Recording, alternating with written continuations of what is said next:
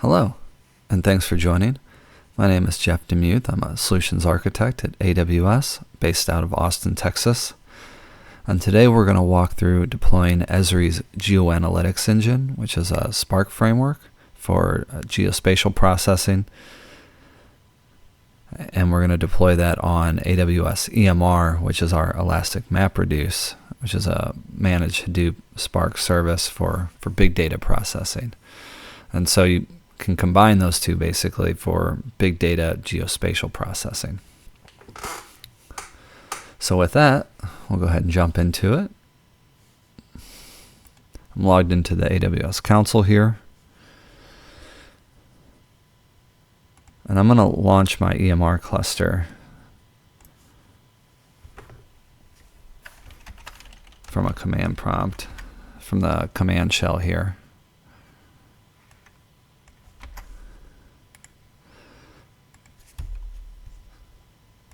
Just going to set a couple environment variables.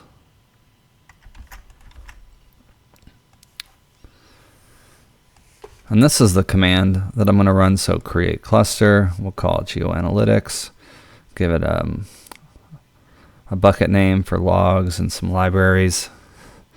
I've got a custom step file that I've written here. And then Esri provides on their documentation a bootstrap file that loads the GeoAnalytics jar and the Python wheel file to install everything. I'm going to launch this on some M7i extra large instances, so there'll be one for the leader node, and then we'll have two for the compute nodes or task nodes.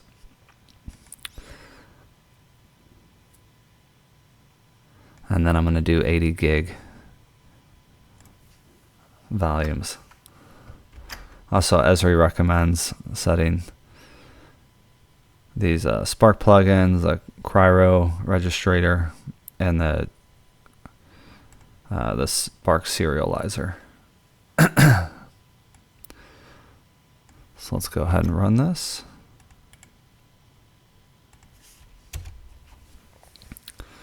And the text is kind of small, but there's not really much to see in the text. It returns my cluster ID and the ARN for it, so we can close that.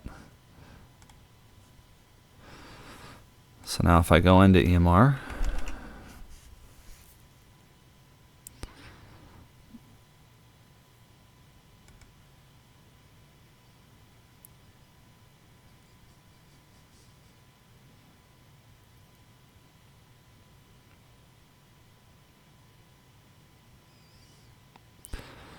we can see our cluster is starting.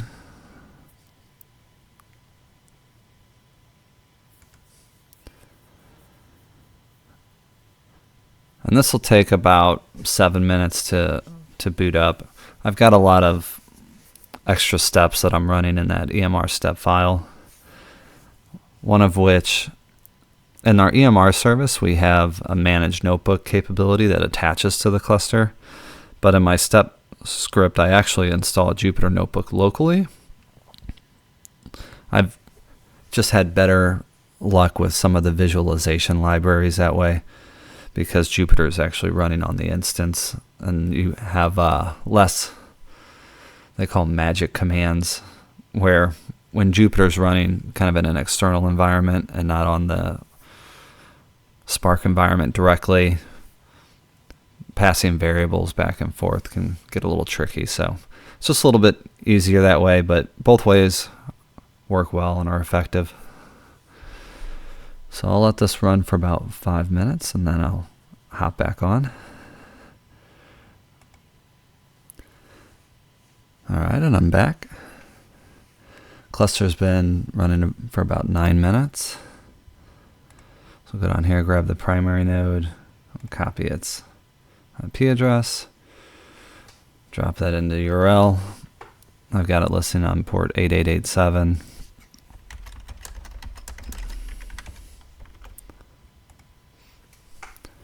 Also, part of that EMR step is I have it copy over an existing Jupyter notebook. We can start running through the parts here. And these all run pretty quick. I think this is the longest one, which maybe takes 30 seconds.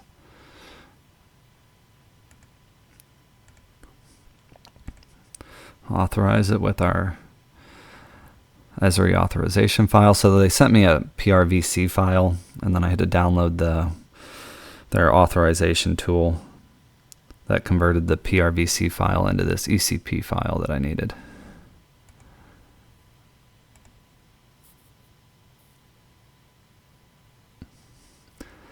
All right, so it's authorized. So now we can start using the library. The first thing I'm going to do is I'm just going to read in the places Parquet files from the Overture dataset. If you're not familiar with Overture, they've got a lot of good data in here. It's all on, there's a, like, I want to say it's maybe 100 gigs of data, but there's building footprints, there's road networks, transportation, there's places. And I think they've added 2 or 3 other data sets as well.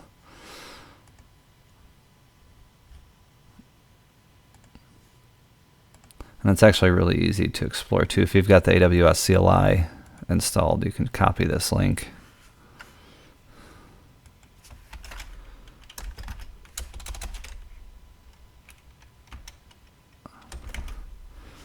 And drop it into a command prompt.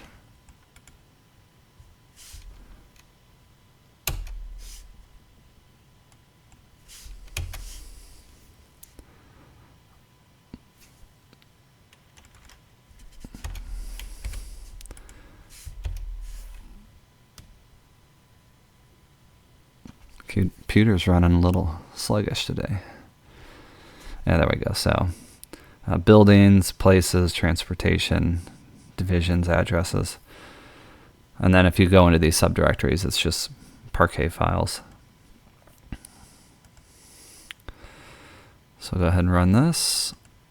And so EMR does a lazy load. So it'll run pretty quick, but it's not actually going to pull this data in and start working with it until you run a query against it. So like this one will probably take a couple seconds to run.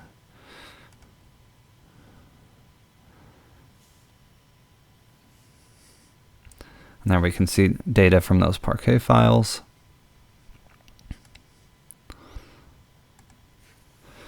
In that Parquet file, we've got a couple columns, ID, names, the geometry. So now let's run our first query. And so this command here, the create view, is going to allow us to run SQL queries on it.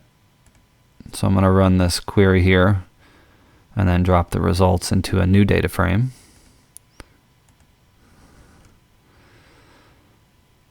And so we'll let that run. It'll take 30 seconds or so.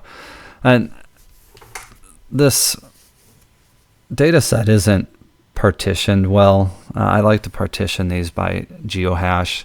So if you go and look at those files in there, there's only like 6 or 7 files.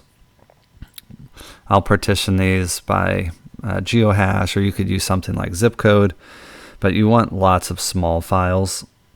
So geohash with like a precision of, I think 4 or something, gives you maybe 20,000 files, and then your queries are lightning fast if you apply that geohash when you're using the query. Sometimes you also have to duplicate the data and partition by different things, like I mentioned, geohash, or maybe you want to partition by time. And in this query, I'm just looking for anything with the name Marriott in it, or Austin. Maybe you're planning a trip. Also, you can see the GeoAnalytics engine, the SQL spatial function. They've got a lot of spatial functions in here. So you can do ST distance within, or convex hull, or all the traditional spatial functions you're used to working with. And one of my favorite things is that you can kind of switch between SQL and Python, because there's some things I like to do in Python, like iterating over results and making modifications. So I can run my SQL query here, and then I can pull those results back into a data frame, and then I could start working with it. So got a couple results back. And then I'm just using a ArcGIS JavaScript inside of an iframe. I've copied that GeoJSON. So I return the geometry as a GeoJSON, and I've just copied that into the ArcGIS JavaScript iframe.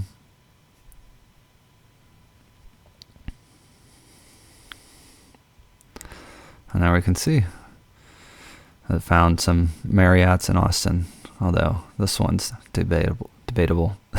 San Marcos is a bit far.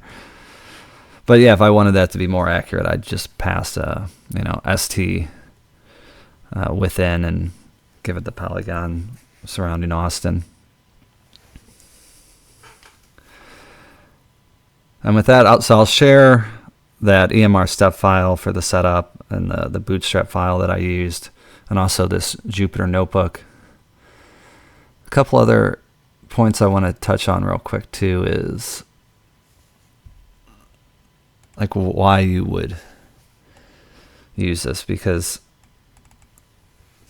it's essentially infinitely distributable or parallelizable. So you've got your main node here, and then you've got the EMR core nodes underneath. When you run these queries, those queries get split up into multiple nodes. So this is why a partitioning strategy is so important, because if you've got 3 Parquet files and each has a different zip code, EMR is going to split that query out so that each server underneath of it, under it, is going to run its query against just its subset of data, and then they're going to take all the results and aggregate them back into the results that you see. And this gives you very, very fast performance. And then the other thing is really the cost effectiveness of this, because these clusters, we call them transitive clusters. You spin them up, they do the work, and then they spin down. Right now I'm running 3 M7i instances.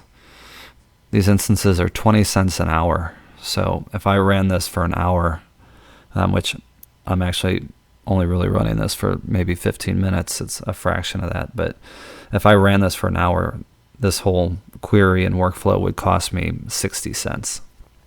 So extremely cost effective.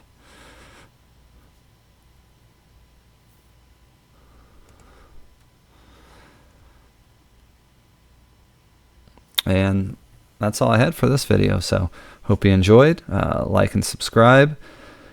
And sorry there's a little bit of a gap between this one and the last video, but I've got a couple new ideas and a little bit of time to work on them. So try and get those out next. The next video I might do is kind of the same workflow, but using our AWS Glue service. All right, and thanks again for joining.